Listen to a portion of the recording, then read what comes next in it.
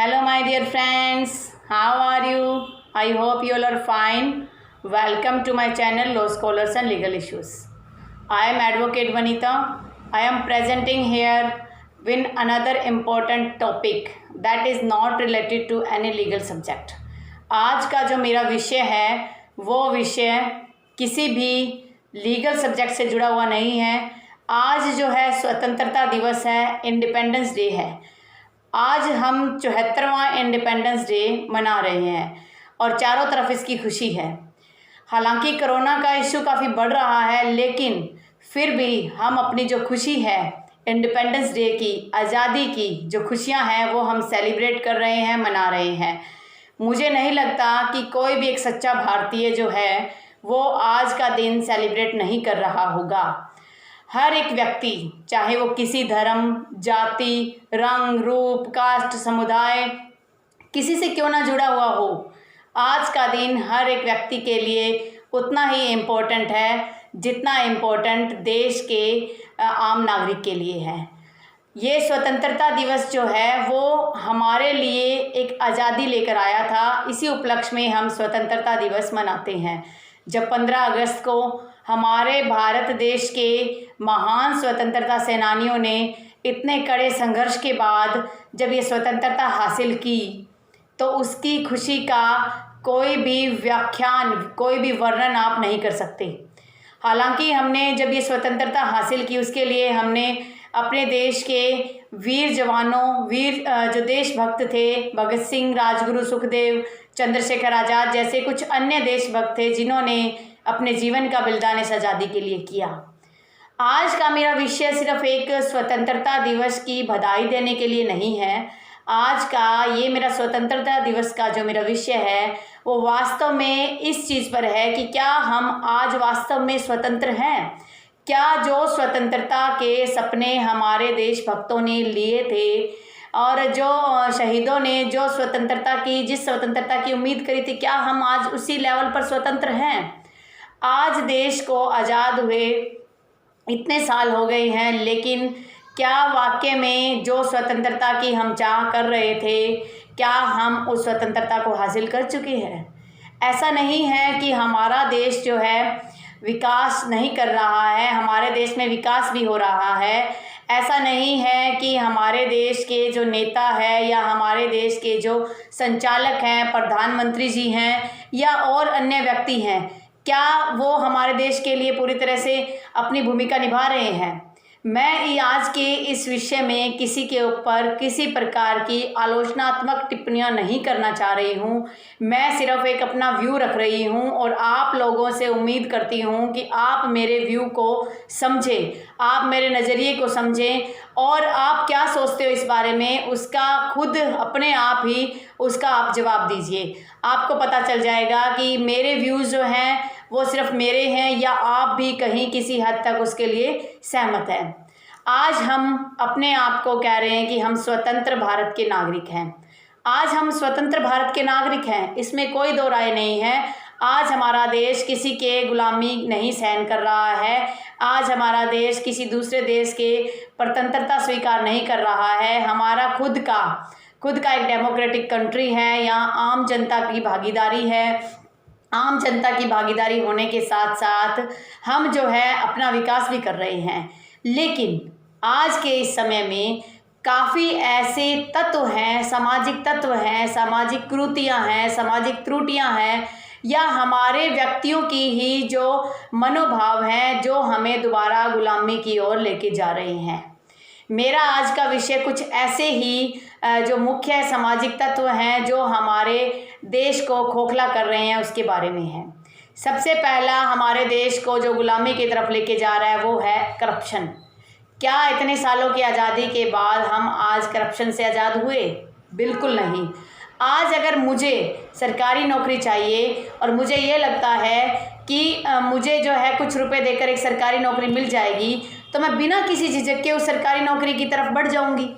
लेकिन वास्तव में सरकारी नौकरी पाना इतना इम्पोर्टेंट नहीं है जितना इम्पोर्टेंट अपने असूलों, आदर्शों और अपने देश को बचाना है। हम बार बार बातें करते हैं, करप्शन खत्म नहीं हो रहा, भ्रष्टाचार खत्म नहीं हो रहा, सरकारी कर्मचारी भ्रष्ट है, नेता लोग भ्रष्ट हैं। ये भ्रष्ट क्यों है? इनको मौका किसने दिया? इनको मौका दिया हम जैसे लोगों ने। हम अपने व्यक्तिगत भावनाओं को, व्यक्तिगत इच्छाओं को पूर्ति करने के लिए करप्शन का सहारा लेते हैं। आज अगर हमें कोई भी सरकारी कर्मचारी के थ्रू या सरकारी विभाग में कोई काम करवाना है, हम क्या सोचते हैं कि 100-200 रुपये दे देंगे और हमारा काम इजीली हो जाएगा। अगर सरकारी कर्मचारी हमारे काम में डिले करता है तो हम उसकी कंप्लेंट क्यों नहीं करते? क्यों रुपया देकर हम जो है अपना काम आसानी से निकलवा लेते हैं? अगर आज हर एक व्यक्ति किसी भी सरकारी कर्मचारी या करप्ट अधिकारी के खिलाफ अगर शिकायत करे तो ऐसा नहीं कि उसमें हमें कामयाबी नहीं मिलती। शिकायत के कारण हमारे काम भी होते हैं और हमें कामयाबी भी मिलती है, लेकिन इन पचड़ों में पड़ना कौन चाहेगा? मैं सोचती हूँ मुझे घर से बाहर जाके इनके साथ सिरदर्दी नहीं रखनी। मैं ये सोचती हूँ कि मुझे घर बैठे आराम से अपनी सुविधाएं मिल जाएं। हम मिडिल क्लास फैमिली के लोग तो क्या पता 100-200 रुपये देकर अपने काम करवा लेंगे। जो बिल्कुल बिक्कर सेक्शन के लोग हैं वो इस करप्शन से कैसे छुटकारा पाएंगे? जहाँ 2 वक्त की रोटी के खाने के उनके जो है दिक्कत हो रही है, 2 वक्त की रोटी उन्हें नसीब नहीं हो रही है, क्या वो रिश्वत देकर या भ्रष्टाचार का सपोर्ट करके अपने काम निकलवा सकते हैं? नहीं निकलवा सकते। इस भ्रष्टाचार का सबसे ज़्यादा जो प्रभाव पड़ता है वो विकर सेक्शन पे पड़ता है, गरीब वर्ग पे पड़ता है, क्योंकि उनके पास खाने के लिए कुछ नहीं है, 2 वक्त की रोटी के लाले पड़े हुए हैं। वो अपने कर्मचारियों से काम कैसे निकलवाएं? उनके पास अगर वो 100 रुपये दे के अपना कोई राशन कार्ड बनवाते हैं, उससे अच्छा है कि 100 रुपये में अपने 2 वक्त का खाना अपने बच्चों को देंगे। तो क्या ये भ्रष्टाचार को हम खत्म कर सकते हैं? कहा जा रहा है कि नहीं, भ्रष्टाचार को खत्म नहीं किया जा सकता क्योंकि ये हमारे रग रग में बस गया है। लेकिन जैसे कोई मरीज ब्लड कैंसर का शिकार हो जाता है तो उसके ब्लड को बार बार चेंज किया जाता है और उस व्यक्ति की जान बचा ली जाती है, उसी तरीके से हम भी इस भ्रष्टाचार को ख़त्म कर सकते हैं। हमारी रगों से जो भ्रष्टाचार का विचार पनप रहा है हम उस विचार को दूर कर सकते हैं। तो ऐसा नहीं कि आप भ्रष्टाचार को ख़त्म नहीं कर सकते, भ्रष्टाचार ख़त्म हो सकता है और हो अगर आप ये अपनी प्रयास करोगे तो हो भी जाएगा। लेकिन हम प्रयास नहीं करना चाहते। हम जो ठीक रहा है नेताओं पर, भ्रष्ट कर्मचारियों पर थोप देते हैं, जबकि हम खुद अपने काम निकलवाने के लिए भ्रष्टाचार का सहारा लेते हैं। आज का मेरा जो दूसरा जो एक मुख्य जो उद्देश्य है वो है दूसरे तत्व की तरफ ले जाने का। मेरा दूसरा एक तत्व ये माना गया है मेरे लिहाज में, मेरे नज़रिए में, जो हमारा अंधविश्वास है वो भी काफ़ी हद तक हमें जो है गुलामी की ओर धकेलते हुए ले जा रहा है। गुलामी इस हिसाब से कह रहे हैं कि हम जो है अपने उन अंधविश्वासों के गुलाम बने हुए हैं और उन अंधविश्वासों के चक्कर में हम ऐसा कृत्य कर जाते हैं, हम ऐसा काम कर जाते हैं जो काम हमें नहीं करना चाहिए। कुछ दिन पहले अखबार में खबर आई थी, एक पिता ने अपने 3 साल की बच्ची जो अपने नाना नानी के पास गई हुई थी उसको लेके आया, उसको अच्छा खिलाया पिलाया, रात के 12 बजे तक उसका वेट किया, 12 बजे के करीब उसकी गर्दन काट कर बलि दे दी। कहता है कि मैंने कोई सिद्धि प्राप्त करनी थी। क्या ये सिद्धि उस बच्चे की जान लेकर आप पूरी करोगे? क्या सिद्धि प्राप्त हो सकती है? क्या हम बुरे कर्मों से अपनी सिद्धियां प्राप्त कर सकते हैं? क्या हम बुरे कर्म करके ये चाहते हैं कि हमें अच्छे नतीजे मिले? अब उस व्यक्ति को पकड़ लिया गया, वो 3 साल की बच्ची अपनी जान खो बैठी है और वो उसका पिता जो अब जेल में यातनाएं भुगत रहा है। तो क्या उसे प्राप्त हुआ? बच्चे की जान भी गई और उसे कुछ प्राप्त भी नहीं हुआ। तीसरा आज का जो मेरा मुद्दा है जिसके तहत हम कह सकते हैं कि हम गुलामी की तरफ जा रहे हैं वो है सांप्रदायिकता। सांप्रदायिकता का मतलब हिंदू, मुस्लिम, सिख, ईसाई, अलग अलग जाति समुदाय के लोग किसी एक पर्टिकुलर विषय पर कोई भी ऐसा गलत काम कर देते हैं, दंगा फसाद कर देते हैं, तो वो भी क्या है, हमें गुलामी की तरफ लेके जा रहा है। कोई भी विदेशी ताकत ये नहीं चाहेगी कि हमारा देश तरक्की करे और विश्व स्तर पर अपना एक नाम करे। हमारे देश में ये जो हिंदू मुस्लिम के बार बार दंगे हो जाते हैं, इनके पीछे भी कहीं ना कहीं राजनीतिक एक पूरी की पूरी आप कहो कि साजिश होती है। बेंगलोर में जो एक अभी कुछ टाइम पहले जो एक मंदिर को तोड़ा गया या किसी व्यक्ति को वहाँ पर मार दिया गया सिर्फ इस वजह से कि फेसबुक पर एक कमेंट आ गया जो है धर्म विरोधी कमेंट था, मुस्लिम विरोधी कमेंट था, और ये लगा कि वो कमेंट किसी हिंदू ने किया है। बिना सोचे विचारे एक ऐसा काम कर दिया गया, ऐसा एक्ट कर दिया गया जिससे ये जो हिंदू मुस्लिम के बीच की जो दूरियां हैं वो और ज़्यादा बढ़ रही हैं। तो क्या ये सांप्रदायिकता हमारे देश को गुलामी की तरफ नहीं लेके जा रहा? गुलामी की तरफ हम खुद ही बढ़ते जा रहे हैं। आज एक हिंदू व्यक्ति है, वो ये नहीं सोचता कि वो हिंदू समाज का व्यक्ति है और हिंदू से पहले वो एक इंसान है। हर व्यक्ति सोचता है कि वो इंसान नहीं, वो हिंदू है। लेकिन हम जब इस बात पर आ जाएंगे कि हम हिंदू, मुस्लिम, सिख, ईसाई से पहले के इंसान हैं और इंसानियत हमारे लिए सबसे मुख्य धर्म होना चाहिए, तो किसी प्रकार की दुविधा हमारे देश में नहीं आएगी। जब किसी प्रकार की दुविधा ही नहीं आएगी तो उसके बाद हम गुलामी की तरफ नहीं बढ़ेंगे। और ऐसा नहीं है, अब जैसे राम मंदिर का आप एग्जाम्पल ले लीजिए। मैं खुद एक हिंदू हूँ, लेकिन मैं यहाँ पर जो बात कर रही हूँ ये मेरा व्यू है। आप इसके बारे में क्या सोचते हो वो आप अपना विचार कीजिए। हिंदू मंदिर जब बनाया गया उस टाइम में एक मुस्लिम व्यक्ति, मुस्लिम नेता कहीं किसी धार्मिक स्थान से मिट्टी लेके आया उस मंदिर के लिए, उस मंदिर की नींव के लिए। तो जो हिंदू विरोधी लोग थे वो कह रहे हैं कि ये जो काम है, ये मुस्लिम जो थे वो ये सोच रहे थे कि ये हमारे धर्म का व्यक्ति नहीं है, क्योंकि ये हिंदू मंदिर के लिए वहाँ पर मिट्टी लेके जा रहा है। लेकिन क्या वो एक मुस्लिम व्यक्ति हिंदू मंदिर के लिए मिट्टी लेके जा रहा है तो क्या उसका धर्म खत्म हो गया? क्या हमारा धर्म यही कहता है कि हम अपने धर्म के लिए ही हैं? क्या हमें दूसरे धर्मों का सम्मान नहीं करना चाहिए? अगर एक मुस्लिम ने, अगर बाई चांस वो हिंदू मंदिर की नींव भी रख देता तो क्या कोई परले आ जाती? क्या भगवान राम ये चाहते हैं कि एक मुस्लिम व्यक्ति के साथ आप भेदभाव कीजिए? हिंदू, मुस्लिम, सिख, ईसाई ये किसके बनाए हुए हैं? हमारे खुद की सोच है, हमने खुद इसे बनाए हुए हैं। हम जब ये चीज़ें सीखते हैं और ये चीज़ें डिस्कस करते हैं, हम हिंदू हैं, वो मुस्लिम हैं, तो इसका हमारे बच्चों पर भी वैसा ही इफेक्ट पड़ता है। हमारे बच्चे भी उसी परवरिश में मुस्लिमों की इज्जत नहीं करते। वो ये सोचते हैं कि मुस्लिम बुरे लोग हैं, लेकिन वास्तव में इतनी ज़्यादा जो सेवा भाव है गौओं के प्रति, वो असली मुस्लिम, जो सच्चा मुस्लिम है, सच्चा इंसान है, वो निभा रहा है। मैंने कुछ दिन पहले फेसबुक पर एक पोस्ट देखी, वहाँ पर एक मुस्लिम व्यक्ति जो है उसने गौशाला खोली हुई है, गौओं की सेवा हो रही है। जबकि जब भी बीफ का मैटर आता है तो उस मैटर पर सबसे पहले मुस्लिम को घेरा जाता है। हमारे हिंदू जो लोग हैं वो भी तो बीफ का सेवन करते हैं। हमारे हिंदू लोग हैं जो मीट वगैरह खाते हैं, तो क्या वो हिंदू नहीं रहेंगे? क्या वो इंसान है?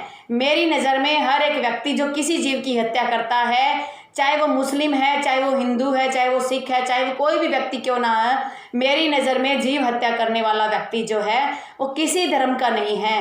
जो व्यक्ति जीव की हत्या करता है वो इंसान ही नहीं है। इंसान वो होता है जिसके अंदर जीवों के प्रति दया भाव हो। मुस्लिम के जो ग्रंथ हैं, मुस्लिम के जो कुरान है, वो कहता है कि जीवों पर दया करें। हिंदुओं के जो धर्म हैं, जो ग्रंथ हैं, वेद है, वो कहते हैं हिंदुओं पर जीवों पर दया करें। और ऐसे ही सिखिज्म में, ऐसे ही हर एक धर्म के जो ग्रंथ हैं, धर्म ग्रंथ यही कहते हैं। लेकिन क्या कोई पूर्ण रूप से अपने खुद के धर्म का ही सम्मान करता है? क्या कोई क्रिश्चियन कभी मीट वगैरह नहीं खाता?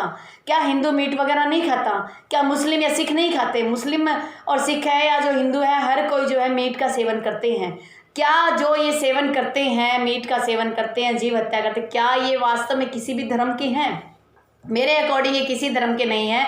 ये सिर्फ एक सांप्रदायिकता में जो ये धर्म का जो एक जहर घोला जा रहा है, उस जहर की वजह से हमारा देश गुलामी की ओर बढ़ता जा रहा है। चौथा फैक्ट जो हमारा है, बेरोजगारी।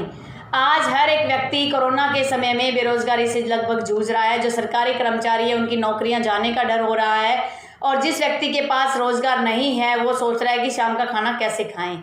इस समय में जब बेरोजगारी एक सुरसा राक्षसी की तरह जो अपना मुंह फैलाए जा रहा है और उसमें आम व्यक्ति पिसता जा रहा है, उसमें धंसता जा रहा है, उस सुरसा राक्षसी की तरह जो है वो अपना उससे बचाव नहीं कर पा रहा है, तो ये बेरोजगारी और महंगाई, ये दोनों एक ही सिक्के के दो पहलू हैं। जब बेरोजगारी होगी तो ये महंगाई हर एक व्यक्ति को कचोटेगी। कचोटे का मतलब कि महंगाई ज़्यादा हो जाएगी। बेरोजगार है, काम उसके पास है नहीं, तो वो क्या करेगा? क्रिमिनल एक्टिविटी करेगा, चोरी करेगा, डकैती करेगा, ऐसे ऐसे एक्ट करेगा, क्राइम करेगा, जिससे क्राइम का लेवल भी काफ़ी ज़्यादा बढ़ जाएगा। तो इस तरीके से जब क्राइम का लेवल बढ़ जाएगा, हमारे देश में सुरक्षा नहीं रहेगी, तो ये भी हमें गुलामी की तरफ घसीटता हुआ लेके जा रहा है। ये कुछ एक फैक्ट्स थे जो मुझे लगा कि बताना बहुत ज़रूरी है। इसके अलावा सबसे बड़ा एक फैक्ट जो है वो है हमारी स्वतंत्रता बोलने की। हम अगर कोई ऐसा कमेंट कर देते हैं किसी आम व्यक्ति के खिलाफ तो उस पर कोई एक्शन नहीं लिया जाता, लेकिन जब कोई ऐसा कमेंट किसी आप नेता के खिलाफ कर दीजिए, किसी बड़े अधिकारी के खिलाफ कर दीजिए जो गलत एक्टिविटी कर रहा है, और तो और आप अगर चीफ जस्टिस के खिलाफ कर दीजिए, आप किसी भी जज के खिलाफ कर दीजिए, सिविल जज के खिलाफ कर दीजिए, किसी भी ऐसे व्यक्ति के खिलाफ आप अगर कोई अपनी स्पीच करते हैं, फ्रीडम ऑफ स्पीच का राइट आप एक्सरसाइज करते हैं और कुछ बोल देते हैं, तो वो भी आपके लिए एक बहुत बड़ी समस्या का कारण बन जाता है। क्योंकि जब आप किसी फेमस पर्सनैलिटी के अगेंस्ट अपनी स्पीच ऑफ एक्सप्रेशन करते हैं तो वहाँ आपके लिए कंटेम्प्ट ऑफ कोर्ट का केस बन सकता है, आप पे डिफेमेशन का केस बन सकता है। तो कहीं ना कहीं जो हमारे फंडामेंटल राइट, हमें जो राइट ऑफ स्पीच देते हैं, फ्रीडम ऑफ स्पीच देते हैं, वो भी अब हमारे देश में कुछ पिछता जा रहा है, पिछड़ता जा रहा है। तो ये भी एक ऐसा तत्व है जिसकी वजह से हम आगे नहीं बढ़ पा रहे हैं, हम पूरी तरह से अपने एक्सप्रेशन व्यक्त नहीं कर पा रहे हैं।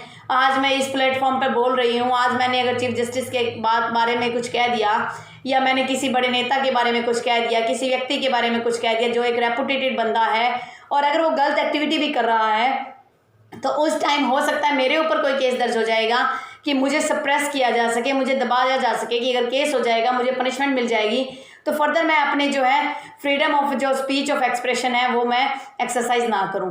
तो इस तरीके से हर समय हमें दबाने का प्रयास किया जा रहा है। तो ये भी चीज़ जो है हमारी स्वतंत्रता के अगेंस्ट है। जब हमारे जो कॉन्स्टिट्यूशन मेकर है, संविधान निर्माता थे, उन्होंने जब हमारा कॉन्स्टिट्यूशन तैयार किया, उस टाइम जो ये फंडामेंटल राइट्स को रखा गया वो इस वजह से रखा गया कि जब कोई गलत एक्ट किया जाता है किसी भी अथॉरिटी के द्वारा, तो हम उसका जो है क्रिटिसिज्म कर सकें। लेकिन आज के समय में क्रिटिसिज्म करना भी एक क्राइम बन गया है। तो आप क्रिटिसाइज भी करो तो सोच समझ के करो, और आप ये सोचो कि वो सिर्फ आप ही के व्यू हैं। आप उसे पब्लिकली मत ये थोपो कि हाँ ये जो बात आप कह रहे हो ये पब्लिकली भी सही है। पब्लिक क्या सोचती है दैट डजेंट मैटर, आप क्या सोचते हो वो आप बता सकते हो। मैं क्या सोचती हूँ, मैंने अपने व्यूज़ डाल दिए, लेकिन अगर आपको ये लगता है कि मेरे व्यूज़ में कुछ कमियां हैं या मैंने कुछ गलत बोला है, तो आप मुझे कमेंट कर सकते हो। और ये मेरे पर्सनल व्यूज़ हैं, मेरी ये थिंकिंग है, आपकी क्या थिंकिंग है आप सोच सकते हो। अगर ऐसा बोलना ही हमारे लिए एक हमारी जो फंडामेंटल राइट का हनन कर रहा है, हमारा जो फ्रीडम ऑफ स्पीच का हनन कर रहा है, तो ऐसी स्वतंत्रता भी किस काम की। तो ये कुछ एक मुख्य ऐसे तत्व हैं, मुख्य मुद्दे हैं जो हमें दोबारा से परतंत्रता की ओर, दोबारा से गुलामी की ओर घसीट कर लेके जा रही है। और ऐसा ही हाल रहा तो वो दिन दूर नहीं है जब हम गुलामों की कैटेगरी में दोबारा से आ जाएंगे, आ सकते हैं।